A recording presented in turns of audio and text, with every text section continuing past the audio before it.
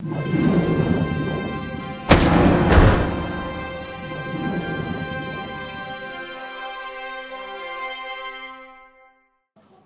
Libby, can you talk me through an average day as a meteorologist? Well, I mean, it depends exactly what I'm doing in terms of my role. Sometimes I'm at an event and forecasting, and sometimes there's a lot of sort of background work behind the scenes, research information sort of going on. But typically at an event, like for instance Sail for Gold, I'd be up at 5:30 preparing my forecast, briefing them at sort of 8 o'clock, and then just updates through the day and keeping an eye on the weather essentially, and then debriefing them in the evenings. Okay, so how important is it to have the correct weather forecast for the sailors? I mean, there's some pretty key decisions they make. For some classes, they have sails that they have to pick, so depending on wind strength, so particularly like the fin class, they will have a heavy and a light wind sail, and also for settings for some people, but also things like the timing, whether you will start on time or not on time, can be pretty critical for people. Okay, so you mentioned about during an event you go and get the forecast. Could you just sort of talk us through what kind of information you're picking for them? Well, the sort of main things that we go across the spectrum. You always start with the big picture, so looking at a chart, seeing what's going on, whether you've got any frontal systems coming through that are going to bring any significant change, and then from that you go smaller and smaller till you get to your venue and you're looking at the topography and the sort of wind speed and directions and things like that, and just trying to give them the key bits of information in terms of changes and what they might see that will help them understand. Okay, and then do you get them all together or do you brief them individually? Sort of talk us through the briefing system. I mean, at the moment, typically we have a briefing at a set time. Everyone's welcome to attend, but typically the coaches tend to just attend that, and the coaches then disseminate the information to the sailors. But it varies from team to team and person to person. Mm-hmm. And so, like you touched on about the fin, they're needing different types of information.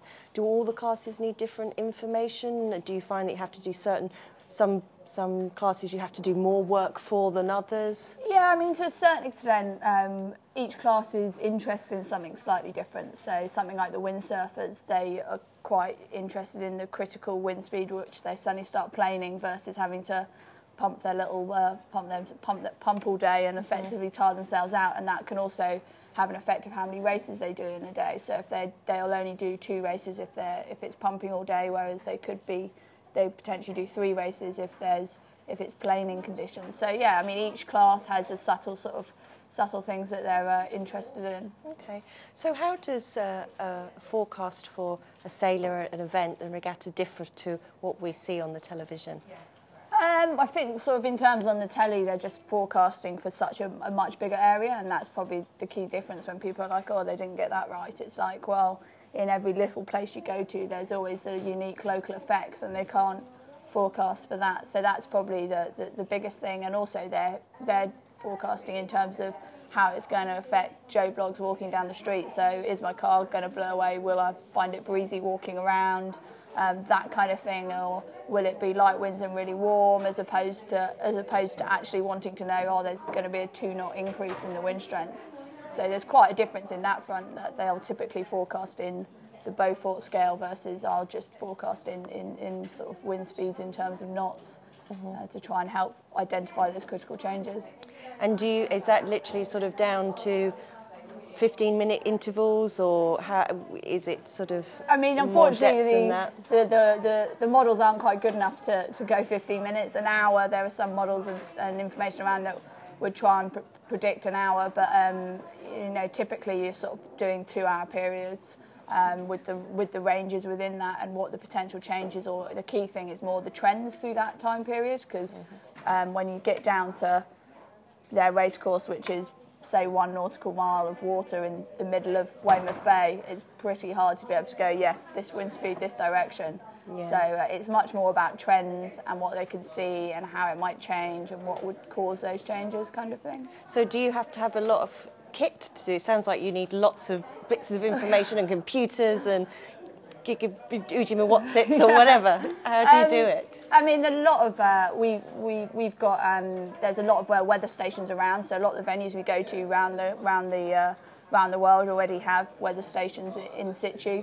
Obviously, all the airports around the world do, so there's always some pretty good weather stations nearby. So, for instance, like here, they've got an airport literally right on the edge of of the racetrack, so that's pretty good. We've got instrumentation now on the ribs that give us some wind speed and direction. So obviously coaches have always been doing it with a bit of cotton and a compass, but now we've sort of got the capability to do that electronically, which is better. So we've got that information, which is good. And for instance, in Weymouth, the Met Office have put in a weather buoy, so there's that data as well that we'll be able to see. So for me, it's always good to have real-time information, so you know what's going on in and around the surrounding area. And then, most of it's kind of essentially computer-based in terms of looking at the different models available. And then also your Mark 1 eyeball's still probably your number one tool, so looking out the window, essentially. Yeah. I have to ask, cotton and compass? What's that all about? A bit of cotton floating in the wind. Literally, and then a like compass that. to do the direction. So Wow. that's how you do sort of the wind direction, and that's how still lots of people do it. And potentially, I think last time in 2008 at the games, you weren't allowed any electronic equipment on the boat, so it was just cotton and compass. Wow. So the old methods are still in use. Still there. What do you find? Could you just sort of talk us through briefly how you got to the role and how you trained to get where you are today? Well, I spent most of my life sort of sailing, and that was probably where my interest from the weather came. Sailed through all the youth programme and stuff like that, and started doing 470s. So I was always interested in the weather, and I think because my parents sail, my dad's always had a weather station and stuff like that. And so when I went to university, it was always sort of in the back of my mind that that's what I wanted to do, but I was a bit sort of, I don't want to specialise necessarily straight away, because a lot of people have always said, oh, your degree's never quite like they expect. So I did geophysics at Southampton, knowing that was a course that the Met Office would accept as if you wanted to go on to do sort of forecasting. And then I actually went on and did a master's at Reading in applied meteorology. And then after that, joined the Met Office for sort of 3.5 years or something. So how the transition into the RYA? I think that's been probably a bit of luck and a bit of knowing the right people in the.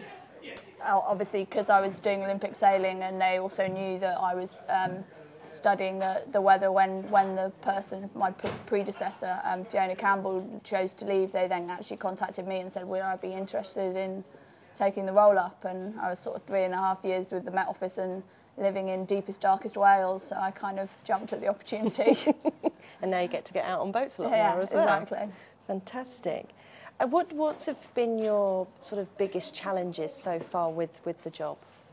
I think when I first joined, it was all quite different, because I went from working with a company where it was all, here you go, we give you all the information, it's, access to that kind of stuff is all quite easy, to pretty much going into the Beijing Games, and there's not a huge amount of data anyway available there. They're relatively new to doing weather forecasting and stuff like that, so they themselves didn't necessarily have a specialised model.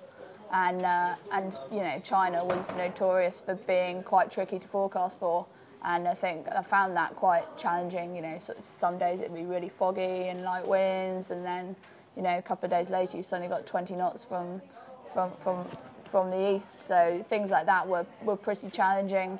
And just a lot of the venues, you go to when people are always going to new venues each year, so just trying to find the information and forecasting for different places is always quite challenging, and you always learn something. You were just mentioning there about how it was quite difficult in Beijing and Qingdao to do the weather forecasting. How do you think it's going to fare down in Weymouth? Well, I'd like to say we should know it inside and out, and obviously I myself have sailed there since a child, did all my optimist sailing, racing there and stuff, so do know the venue quite well, and that's a massive thing. And there are a few, even over the last couple of years we're still learning stuff about the venue, but just being able to be there so much more.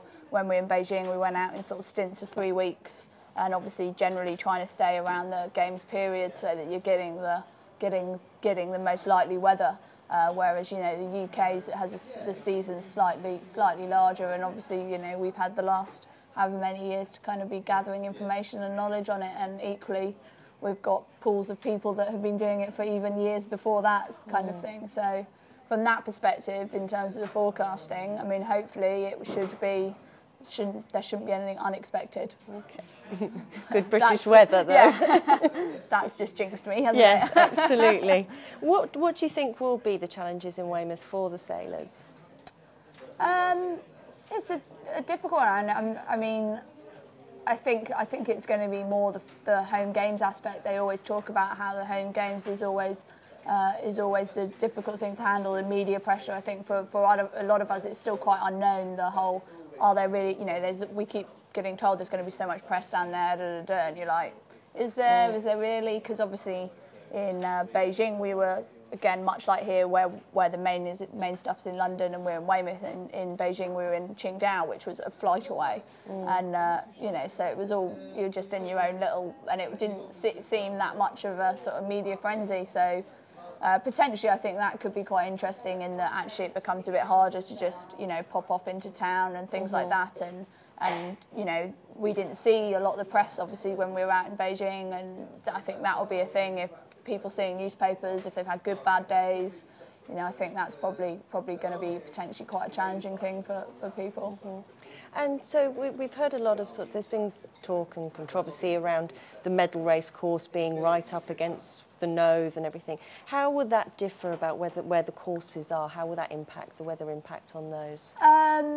I think there has been a reasonable amount of chat about the sort of nose course, but with most of the racing we've done in the right wind directions, it's a great course, and I think it'll be great for spectators. I mean, last year at the test event, you could hear the people that were watching, and that's just brilliant. I think it's going to hopefully bring sailing closer and closer to the forefront for spectators and just general public as well, to be able to actually watch them and see the boats and almost touch them. Okay. Where have you been in the world that has been an absolute nightmare in terms of unpredictability? Obviously, you've travelled all over the world with your job. Cool. I probably would still have to pick China for that, as being pretty hard to, you know, that's probably the one place I've gone. The sort of wind range that I've given has been pretty large, almost half the compass on some days. I think that has been pretty challenging. And sometimes here, regatta, the south of France, if it's really light winds and certain weather conditions, the wind can be pretty tricky to pick up on. What do you enjoy most about your job? Forecasting for me. I love forecasting. I love the weather. I love sort of watching it, seeing how it pans out, seeing that hopefully it goes right. And you know, that's when I get the most satisfaction, is when I'm like, oh, hit the nail on the head today. Yeah. So.